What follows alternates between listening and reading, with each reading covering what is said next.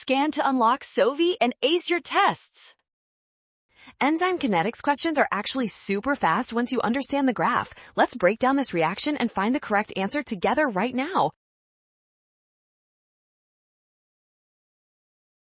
The graph shows that as we add more substrate, the product amount rises quickly at first. This happens because more substrate molecules are bumping into available enzymes to start the reaction. Eventually, the curve flattens out into a plateau. This plateau occurs because the enzymes are working at their maximum speed and cannot process any more substrate molecules at that specific time.